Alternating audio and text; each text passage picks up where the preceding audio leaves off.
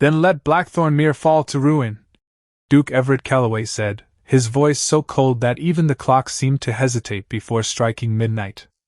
I would rather lose everything than marry her. Rain whispered against the tall windows of the library, silvering the glass beneath a moonless November sky, while the last fire of the evening sank among blackened logs. Everett stood beside his grandfather's massive walnut desk, one hand resting upon a letter sealed with the Callaway crest. Across from him, Mr. Gideon Price adjusted his spectacles but did not speak. There was little left to say. The late Duke's will had been painfully precise. Everett had 3 days to honor the marriage agreement between the Callaway and Mercer families or surrender control of Blackthorn Mere to his cousin, Silas.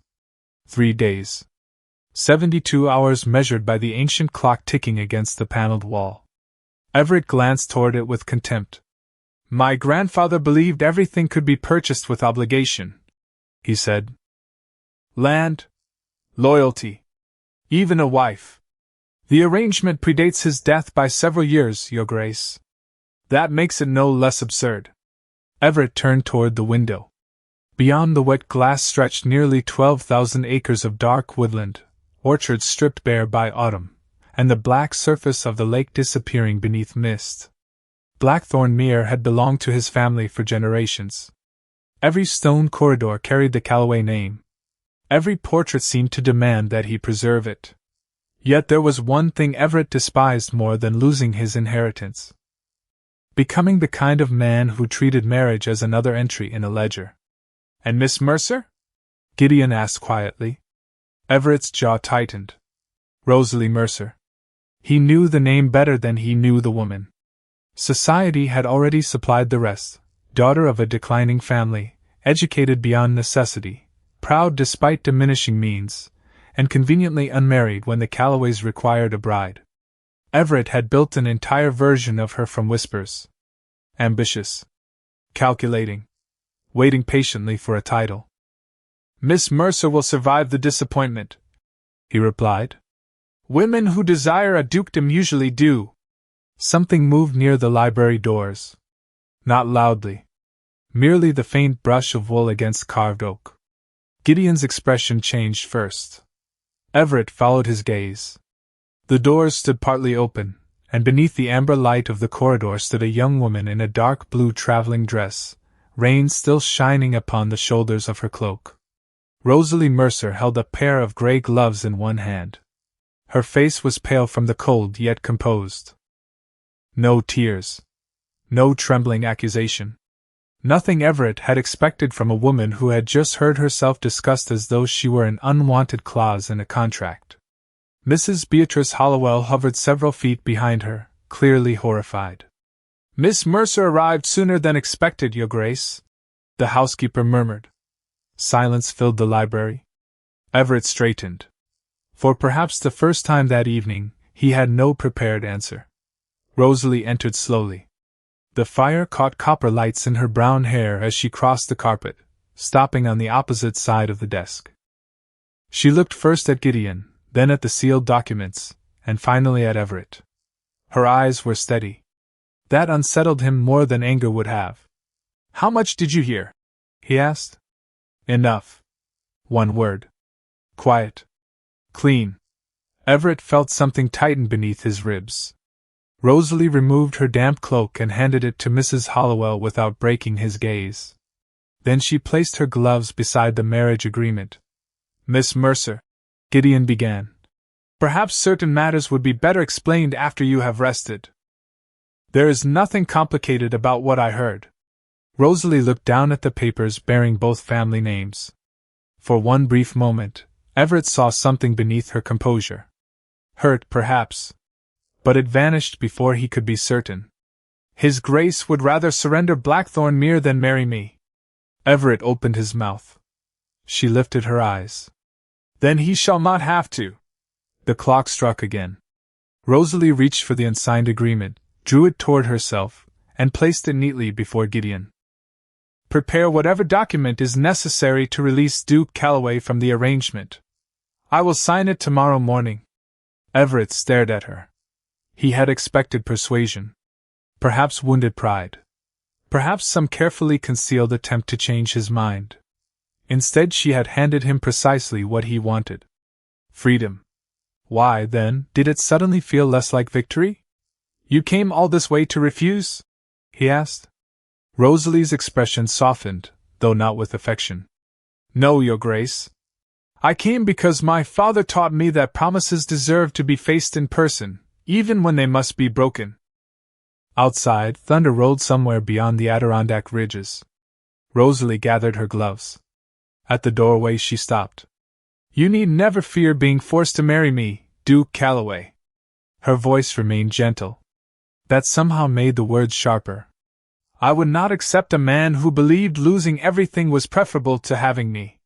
Then she walked away, leaving Everett beside the dying fire with 12,000 acres, 72 hours, and the first terrible suspicion that he had judged Rosalie Mercer before he had ever truly seen her. Rosalie Mercer did not sleep. Blackthorn Mere had given her its finest guest room, but neither the feather mattress nor the small fire glowing behind the brass grate could soften the memory of Everett Calloway's words. By dawn, rain had turned the windows gray, and the lake below the eastern hill looked like a sheet of dark iron. Rosalie sat fully dressed beside a writing table, watching the first week light appear over the Adirondack ridges. She had spent years learning how to endure embarrassment without allowing it to become humiliation. There was a difference. Embarrassment belonged to circumstance. Humiliation required surrender. She would not surrender. At 8 o'clock, Mrs. Beatrice Hollowell arrived with breakfast and found the tray from the previous evening untouched. Mr. Price is waiting in the morning room, Miss Mercer. Rosalie rose immediately. Then I should not keep him waiting. Downstairs, Everett was already there. He stood near the fireplace in a charcoal coat, one hand behind his back, his expression restored to the controlled severity for which the Calloways were known. Gideon Price sat beside a stack of documents.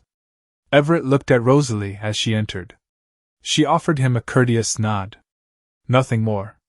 Miss Mercer, Gideon said, before anything is signed, I believe both parties should understand the consequences. I understand mine. Everett's eyes narrowed slightly.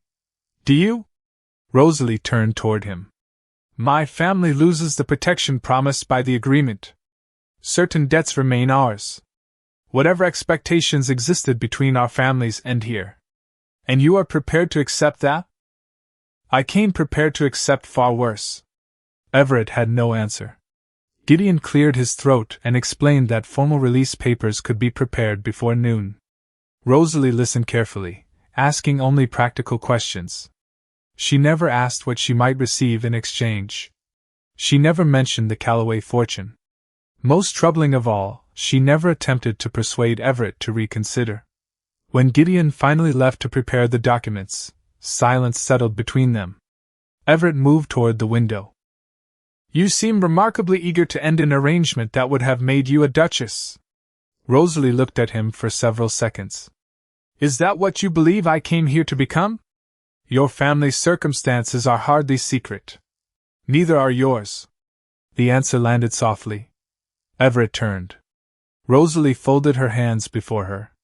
My father's investments failed. Our house is mortgaged. We dismissed most of our staff last spring. I know precisely what poverty approaching the front door sounds like, Your Grace. It sounds like creditors speaking politely. Something in Everett's face shifted. Then refusing this marriage is foolish. Perhaps. Your pride could cost your family everything. And your pride could cost you Blackthorn Mere. He stiffened. Rosalie continued before he could reply. Yet you believe your refusal is principle and mine is pride. That is an interesting distinction. For the first time, Everett looked genuinely caught off guard. Rosalie walked to the long table where the unsigned agreement remained. I would have honored this arrangement because my father gave his word. I would have entered this house respectfully. I would have asked for neither affection nor gratitude. Her fingertips rested beside the parchment without touching it. But I will not spend my life proving that I deserve to stand beside a man who decided what I was before speaking to me. The grandfather clock marked the quarter hour. Everett heard every tick. You misunderstand me, he said at last. Then you have 3 days to enjoy being misunderstood. A faint sound escaped Mrs. Hollowell near the doorway, something dangerously close to a concealed laugh. Everett glanced toward her, and the housekeeper became fascinated by the curtains. Rosalie collected her gloves. I intend to leave after the papers are signed. Everett looked toward the windows. Rain had strengthened, sweeping across the grounds in silver sheets. The southern road floods easily. Then I shall leave before it does. Miss Mercer. She paused. His voice had changed. Less commanding. Almost reluctant. What did you expect when you came here? Rosalie considered the question. Courtesy. Nothing more. She walked away. Everett remained before the window long after the door closed behind her. At 11:20, a stable hand arrived breathless with news from the lower valley. Overnight rain had swollen Blackthorn Creek nearly 6 feet. The old stone bridge had partially collapsed, taking the southern road with it. No carriage could cross. No rider could safely pass. Gideon stared toward the clock. Mrs. Hollowell whispered something under her breath. Everett said nothing. Somewhere upstairs, Rosalie Mercer was packing to leave a house she could no longer leave, while 72 hours continued slipping away, one measured second at a time. By noon, Blackthorn Mere had become an island without water surrounding it. The collapsed bridge had severed the southern road, while the northern pass, nearly 9 miles through the mountains, had disappeared beneath mud and fallen branches. Rain continued to sweep across the estate, drumming against the slate roof and turning the lawns into dark mirrors beneath the November sky. Rosalie stood beneath the covered entrance with her traveling case beside her, staring toward the distant line of trees as though determination alone might reopen the road. Everett watched from several feet away. The bridge crew estimates 2 days, he said. Possibly 3. Rosalie did not look at him. There must be another route. There is an old carriage trail beyond the western orchard. Then I shall take it. It has not been maintained in 15 years. That made her turn. You appear remarkably determined to keep me here for a man who was equally determined to be rid of me last night. Everett's expression hardened, but his reply remained controlled. I am determined not to send a guest into the mountains during a storm merely because we find each other inconvenient. Guest. Rosalie repeated the word as though testing whether it belonged to her. An improvement, I suppose? Before Everett could answer, Gideon Price appeared from the corridor carrying a leather folder beneath one arm. There is another difficulty. They returned to the library, where the grandfather clock seemed louder than it had the night before. Gideon opened the folder and placed several papers on the desk. The transfer clause becomes effective at midnight on the 3rd day. If the marriage condition remains unfulfilled, legal control of Blackthorn Mere passes temporarily to Mr. Silas Calloway pending final review. Everett's face became still. Temporarily? Silas could petition for permanent control almost immediately. Rosalie looked from one man to the other. Then why are we discussing roads? You have more urgent matters. Because your signature is required to dissolve your portion of the agreement, Gideon said. And because until the roads reopen, I cannot send the completed documents to the county clerk. Rosalie's gaze moved to the clock. So we wait. We have little choice. Everett disliked the sentence the moment Gideon spoke it. Choice had been the one thing Everett believed no inheritance should take from a man or woman. Yet now Blackthorn Mere itself seemed determined to hold them beneath the same roof. Rosalie crossed to the window. Beyond the glass, the lake vanished beneath rain and mist. 72 hours, she murmured. Less now, Gideon replied. Rosalie gave a quiet, humorless smile. How comforting! Everett studied her profile. There was no triumph in her expression. No satisfaction that circumstances had placed him in greater danger of losing the estate. If anything, she looked troubled. You could still accept the agreement, Everett said. Rosalie turned slowly. Could I? Legally. That was not what I asked. Silence settled between them. Everett understood too late what she meant. Could she accept a man who had humiliated her before he knew her? Could she enter a marriage simply because a clock demanded it? His answer, if he possessed any honesty, was no. "I will not ask it of you," he said. Something softened briefly in Rosalie's eyes. "Good."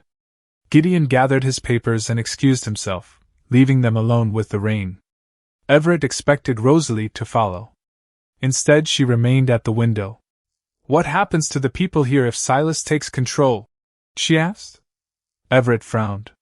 "Why does that concern you? There are servants, tenant families, orchard workers.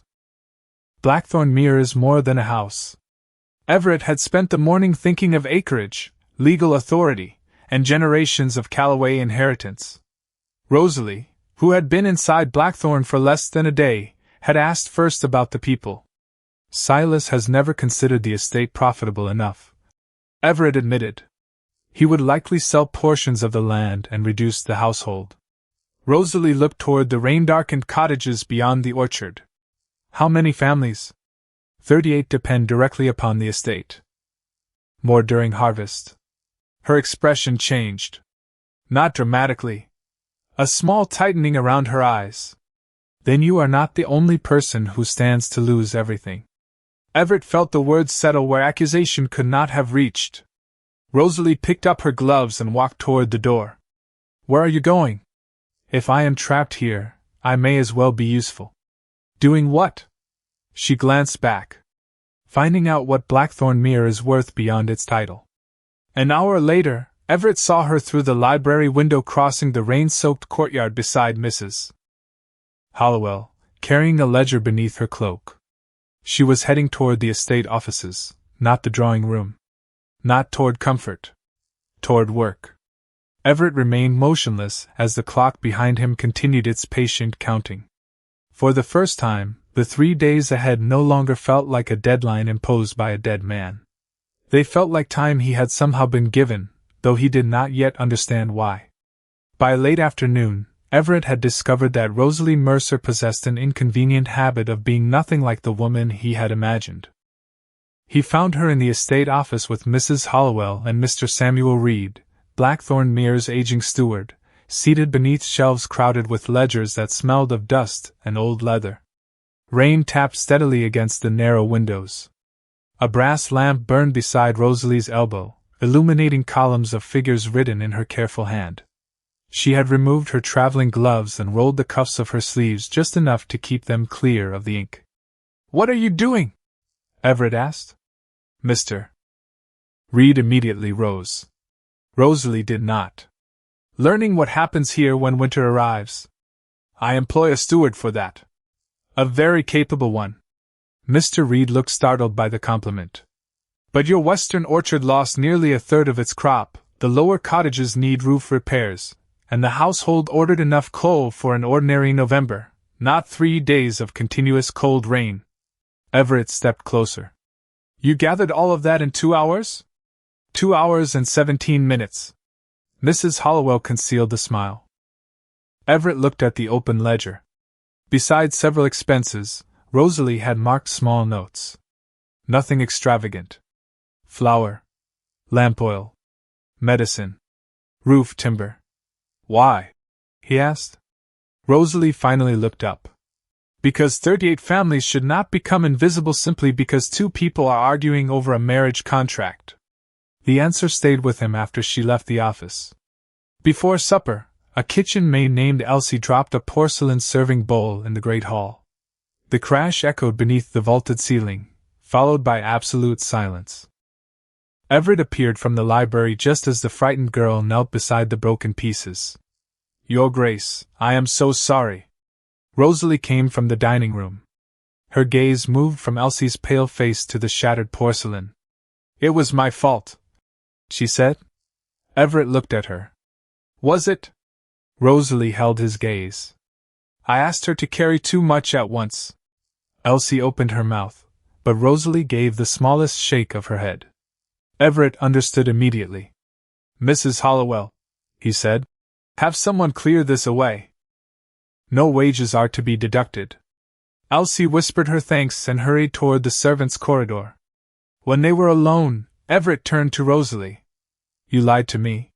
Yes. Without hesitation. Not without reason. The bowl was valuable.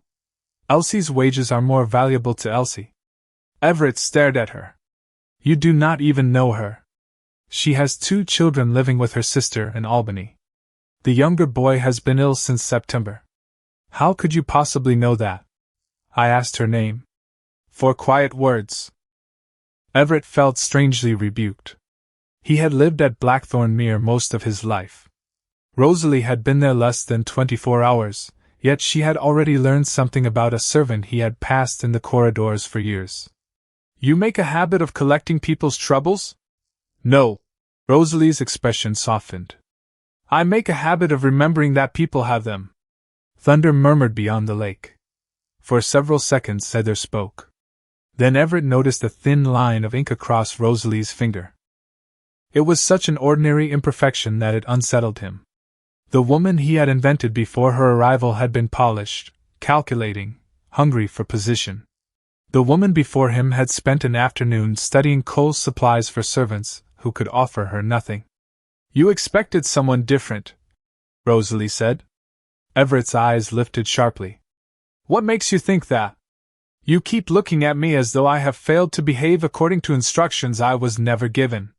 He almost smiled. Almost. Perhaps I received poor information. Perhaps you preferred it. That struck closer. Rosalie moved toward the staircase, but Everett stopped her with a question. Why did you protect the maid? She glanced toward the servants' corridor. Because she was frightened. That is all? Rosalie considered him beneath the trembling chandelier light. When someone has less power than you, kindness costs very little. Then she climbed the stairs. Everett remained alone in the hall as the rain darkened the windows. A few minutes later, Mrs. Hollowell passed carrying fresh linens. Everett spoke without turning. How long has Elsie's son been ill? The housekeeper stopped. Nearly 2 months, Your Grace. Everett looked toward the staircase where Rosalie had disappeared. The grandfather clock began striking 6. Less than 2 days remained. Yet for the first time, Everett was no longer counting the hours until Rosalie Mercer could leave Blackthorn Mere. He was beginning to wonder how many hours he had wasted believing he already knew her. The next morning, Rosalie found the dead garden. The rain had weakened before dawn, leaving Blackthorn Mere wrapped in silver mist, and after breakfast she wandered beyond the western terrace while Mrs. Hollowell supervised the household stores. Behind a wall of dark ivy stood an old glass greenhouse nearly hidden beneath bare vines. Several panes were clouded with age, and the iron door resisted before opening with a long, tired creak. Inside, the air smelled of damp earth and forgotten seasons. Empty clay pots lined wooden shelves. Dead leaves covered the stone floor. At the center stood several rose bushes, their branches thin and neglected, yet one carried a single green shoot near its base. Rosalie crouched beside it. You stubborn little thing, she whispered. Everyone decided you were finished, did they? She found pruning shears on a nearby bench and began clearing dead growth carefully. She had been working less than 20 minutes when a voice came from behind her. Put those down. Rosalie turned. Everett stood in the doorway. He wore no coat despite the morning cold, and something in his expression had changed so completely that she rose at once. I did not realize this place was private. Everything at Blackthorn Mere is private when the door is closed. The door was not locked. That was not an invitation. Rosalie placed the shears on the bench. Very well. Everett entered, his gaze fixed upon the rose bush. You should not have touched it. It is still alive. I know. His answer came too quickly. Rosalie looked around again, noticing details she had missed before. A faded gardening glove rested beside a cracked watering can. An old wicker chair faced the eastern windows. On the wall hung a small wooden plaque painted with roses and nearly erased by time. This was not merely an abandoned greenhouse. It had belonged to someone. Your mother, Rosalie said softly. Everett became motionless. Mrs. Hollowell told you? No. Rosalie looked at the single green shoot. No one abandons a garden this carefully unless remembering it hurts. The mist pressed pale against the glass. Everett walked toward the far end of the greenhouse. She planted every rose herself. His voice had lost its usual hardness. My mother believed winters existed to teach gardens patience.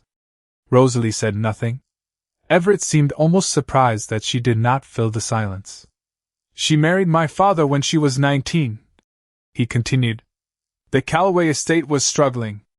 Her family possessed money. Ours possessed a name. He gave a bitter smile. Everyone called it an excellent arrangement. Rosalie understood before he finished.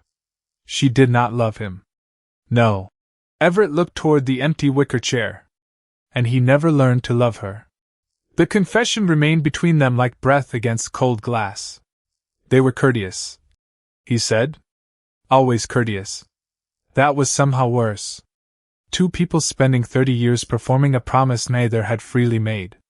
Rosalie's expression softened. And you watched them? I watched my mother become quieter every year. Everett's eyes returned to Rosalie. So when my grandfather placed another marriage inside another financial arrangement, I saw the same prison being built again.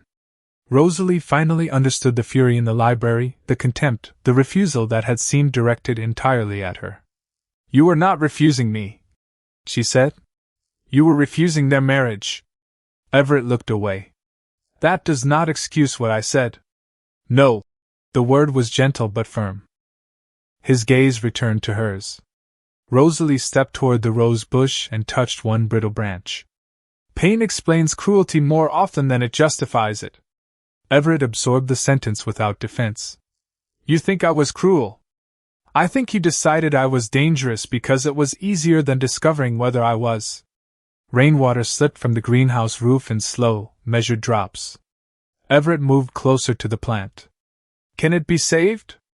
Rosalie glanced down. Perhaps. That sounds uncertain. Living things usually are. For the first time, a faint warmth touched Everett's expression. Rosalie reached for the shears again, then hesitated. May I? He looked at the old roses, then at her. After a long moment, he nodded. Rosalie cut away one dead branch. Beneath it, another small green bud appeared. Everett stared at it as if witnessing something impossible. Their hands nearly met when he reached for the fallen branch, but Rosalie withdrew first. The distance between them remained only a few inches, yet neither moved. Somewhere inside the house, the great clock began striking 9. Everett listened. Less than 40 hours remained before the inheritance deadline. Yesterday, every strike had sounded like something being taken from him. Standing beside Rosalie in his mother's forgotten garden, he felt something stranger. Time was still disappearing. But now he feared it might be taking her with it. The letter was hidden where no one had thought to look for it, between the brittle pages of an estate ledger that had not been opened in nearly 12 years. Rosalie discovered it shortly after noon while helping Mr. Reed examine records from the western farms. The storm had weakened to a steady drizzle, but Blackthorn Mere remained cut off, its windows dim beneath a sky the color of pewter. Rosalie was searching for an old boundary agreement when a folded sheet of yellowed paper slipped from the ledger and landed beside her hand. There was no envelope. Only a date, a familiar Calloway signature, and several lines written in fading black ink. She read them once. Then again. By the third reading, her heartbeat had changed. Mr. Reed, she said quietly. Where is Duke Calloway? Everett was in the library with Gideon when Rosalie entered carrying the letter. Both men looked up. Something in her expression brought Everett immediately to his feet. What happened? I found this in the Western Estate Ledger. She placed the paper before Gideon. I believe you should read it. Gideon adjusted his spectacles. Silence followed. Everett watched the lawyer's face lose color. What is it? Gideon handed him the letter. Everett recognized his father's handwriting before reading a single word. The message was brief, written years before his death, but its meaning was unmistakable. Everett's father had opposed attaching Blackthorn Mere to any compulsory marriage. He had instructed the family solicitor of that period to remove the condition entirely, insisting that no future Calloway should preserve the estate by surrendering the freedom to choose a spouse. Everett lowered the page. Then why was the condition in my grandfather's final will? Gideon moved toward the desk and opened another file. There were amendments made during your grandfather's last illness. By whom? Gideon hesitated. Silas witnessed several of them. The room seemed to grow colder. Rosalie remembered Silas Calloway from 2 formal dinners years earlier, charming, attentive, always speaking of Blackthorn Mere as though calculating its value by the acre. Could he have changed it? She asked. Not legally, Gideon replied. But if this letter establishes that the marriage clause contradicted an earlier binding family settlement, I may be able to challenge the transfer. Everett looked at Rosalie. You found the one document that might save Blackthorn. She gave a small nod. Apparently your family hides important things in very dull books. Under different circumstances he might have laughed. Instead, Gideon turned the letter toward the window, examining the signature. There is a complication. Everett's expression hardened. There always is. If we challenge the marriage provision, every benefit attached to the Mercer agreement may also become void. The debt protections promised to Miss Mercer's family were part of the same arrangement. Everett looked sharply at Rosalie. Meaning? Meaning Blackthorn may remain yours, while the Mercer family receives nothing. The words settled heavily. Everett expected Rosalie to reach for the letter. She did not. Can it save the estate? She asked. Gideon nodded slowly. I believe so. Then use it. Everett stared at her. Rosalie. It was the first time he had spoken her given name. She noticed. So did he. Your family could lose its home, he said. I am aware. Your debts remain. I am aware of that too. Then why would you give me this? Rosalie looked almost puzzled by the question. Because it is yours. You could have destroyed it. Yes. You could have said nothing and left me facing the deadline. Yes. Everett stepped closer, searching her face for calculation and finding none. And the Mercer house? We will manage what remains when I return. How? Her composure flickered, revealing fear for only an instant. I do not know. That answer affected him more than any confident speech could have. She was not fearless. She was choosing what was right while afraid. Rosalie placed the letter back into Gideon's hands. A promise that requires another person to surrender freedom is not worth preserving. Your father understood that. So should we. Then she left the library before Everett could answer. The door closed softly behind her. Gideon began speaking about affidavits, signatures, and county records, but Everett heard almost none of it. His eyes remained on the doorway. For 2 days he had suspected Rosalie Mercer wanted Blackthorn Mere. Now she had placed the estate back into his hands at the possible cost of her own home. The clock struck 1. 35 hours remained. Everett looked down at his father's letter and understood something that frightened him far more than losing 12,000 acres. Rosalie would soon be free to leave. And for the first time, he no longer wanted her to. By sunrise on the 3rd day, the rain had stopped, and Blackthorn Mere seemed to awaken beneath a fragile wash of November gold. Mist drifted above the lake. Water clung to the bare maples along the western lawn, and somewhere beyond the southern woods came the distant sound of men repairing the damaged bridge. Everett had been awake since before dawn. Gideon had spent most of the night comparing the newly discovered letter with the original Calloway settlement, and shortly after 7 o'clock he entered the library carrying a folder and an expression Everett had not seen in days. It is enough, Gideon said. Everett slowly rose from his chair. You are certain? The earlier settlement controls the inheritance. Your father's written instruction confirms the marriage provision should never have survived the later amendments.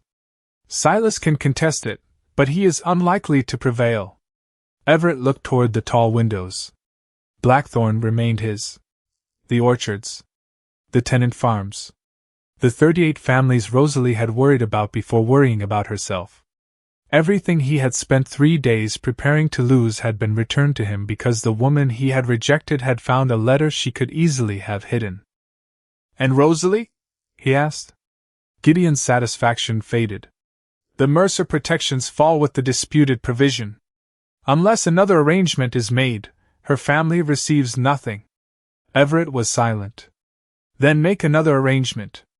"Financially?" "Pay every legitimate Mercer debt." Gideon studied him. "She may refuse." "Then purchase the notes anonymously." "She would eventually discover it." Everett almost smiled. "Yes. She has an irritating talent for discovering things." Gideon closed the folder. "There is something else. The bridge crew expects one lane to be passable before noon." Everett's faint smile disappeared. He looked at the clock. 9 minutes past 8. He left the library without another word and climbed the eastern staircase toward the guest rooms. He told himself he merely needed to explain the legal decision. He told himself Rosalie deserved to know that her sacrifice had saved Blackthorn. He told himself several things before reaching her door. It stood open. The room beyond was empty. The fire had been extinguished. The curtains were tied back. The bed had been made so neatly that it appeared untouched. Everett entered slowly. "Rosalie?" No answer. Her traveling case was gone. On the writing desk lay 3 objects: the gray gloves she had worn upon arriving, a folded document, and a narrow blue ribbon. Everett recognized the document immediately. Her formal release of every claim connected to the Callaway agreement. Beneath her signature, she had added a brief note in her own hand. Everett read it once, then again. "Your Grace, Blackthorn Mere was never mine to take, and freedom should never be a debt one person owes another. Whatever happens to my family, let it not be purchased with your unwillingness. Rosalie Mercer." Everett remained standing beside the desk. Something inside the vast house seemed to withdraw into silence. 3 days earlier, he had wanted nothing more than this. No marriage. No obligation. No woman standing between him and the life he had chosen. Now the room felt unbearably empty. Mrs. Hollowell appeared at the doorway. "She left before breakfast, Your Grace." Everett turned sharply. "The bridge is not open. Miss Mercer did not take the southern road." His stomach tightened. "Where did she go?" "The old western trail. Mr. Reed sent Thomas with her as far as the ridge. From there, she intended to reach the village road near St. Agnes Chapel." Everett crossed the room. "Why did no one tell me?" Mrs. Hollowell's eyes held the calm severity of someone who had known him since childhood. "She asked us not to wake you. And you agreed? She said you had spent enough nights losing sleep over a marriage you did not want." Everett stopped. The words were not cruel. Rosalie had probably meant them kindly. That made them worse. Mrs. Hollowell glanced toward the abandoned gloves. "She believed leaving quietly was the kindest thing she could do." Everett looked around the empty room. Rosalie had taken almost nothing from Blackthorn Mere. She had left no demand, no accusation, not even the gloves that had been damp from rain when she first stood in his library. She had arrived with dignity and was departing with less security than before, while he kept everything. The estate. The title. His freedom.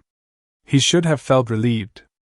Instead, the freedom he had defended so fiercely now resembled another word entirely. Loneliness. Everett picked up Rosalie's gloves and hurried into the corridor. "Have my horse saddled." Mrs. Hollowell watched him. "The western trail is still difficult." "Then I will ride carefully." "And if you catch her?" Everett stopped at the staircase. For once, the Duke of Blackthorn Mere had no command ready, no argument sharpened by pride. He looked down at the gray gloves in his hand. "I do not know." The great clock began striking 9. Each note traveled through the stone halls like a question. Everett descended before the final chime had faded, because for the first time in his life, he was no longer afraid of being forced to choose someone. He was afraid he had waited until she had chosen to leave. Everett found Rosalie at St. Agnes Chapel beneath a sky that had finally remembered the color blue. The old stone building stood nearly 5 miles west of Blackthorn Mere, abandoned except for a bell tower, a weathered wooden door, and a small cemetery overlooking the lake. Rosalie sat beneath the covered entrance with her traveling case beside her, waiting for the carriage Mr. Reed had arranged from the village. Thomas had already departed after seeing her safely there. Everett dismounted near the stone wall and approached with her grey gloves in his hand. Rosalie heard his footsteps and rose. Surprise crossed her face before composure returned. "Your Grace." The formality of it struck him harder than he expected. "You forgot these." He held out the gloves. Rosalie looked at them but did not reach immediately. "I thought I had packed them." "You left them beside the release papers." "Then thank you for bringing them." She accepted them carefully. Their fingers almost touched. Almost. Everett had crossed 5 miles of wet mountain trail believing the correct words would come when he saw her. They did not. "Gideon confirmed the letter is enough," he said. "Blackthorn is safe."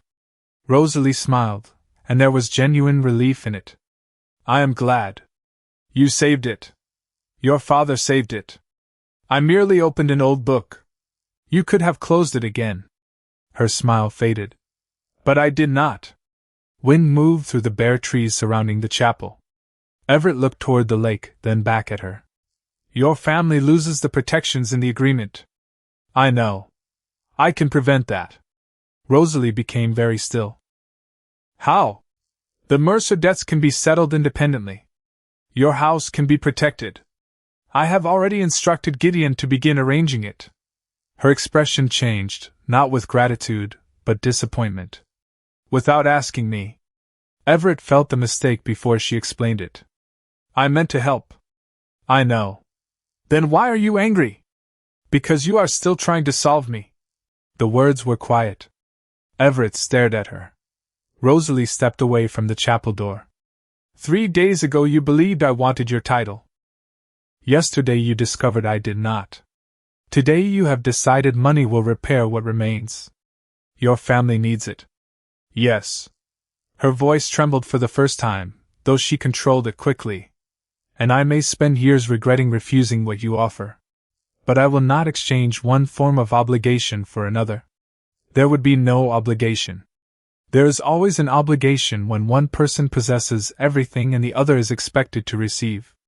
Everett looked down at the wet stones between them. No one spoke to him this way. No one except Rosalie. "What would you have me do?" he asked. She seemed surprised. Perhaps because he was finally asking instead of deciding. "Nothing." "Nothing?" "You have Blackthorn. You have your freedom. I have mine. Let that be enough." Everett's chest tightened. "And if it is not?" Rosalie's eyes lifted to his. The distance between them suddenly seemed greater than the 5 miles he had ridden. "Then you must decide why." Everett took one step closer. "I know why." "Do you?" "Rosalie, you have known me for 3 days. 3 days have been enough to prove that everything I believed about you was wrong. That is regret, Everett." Hearing his name from her lips silenced him. "Regret can feel very much like love when someone is afraid of losing the chance to correct a mistake." He wanted to deny it. She did not allow him the comfort. "You no longer need to marry me. Blackthorn is yours. No clock is counting down. No will commands you. You have nothing to lose now." "That is not true." Rosalie's breath caught. Everett looked at her as though the answer had only just become visible to him. "You are leaving." For one heartbeat Heather moved. Then the distant sound of carriage wheels came from the village road. Rosalie looked toward the trees. "My carriage." Everett felt urgency rise within him, but Rosalie turned back before he could speak. "If you ever asked a woman to share your life, do not ask because she taught you that you were wrong. Do not ask because silence frightened you after she left a room." Her eyes softened. "Ask when you know what remains after gratitude, guilt, and fear are gone." The carriage appeared beyond the bend. Everett stood beneath the chapel bell while Rosalie lifted her traveling case. Every instinct told him to stop her. The man he had been 3 days earlier would have issued a command.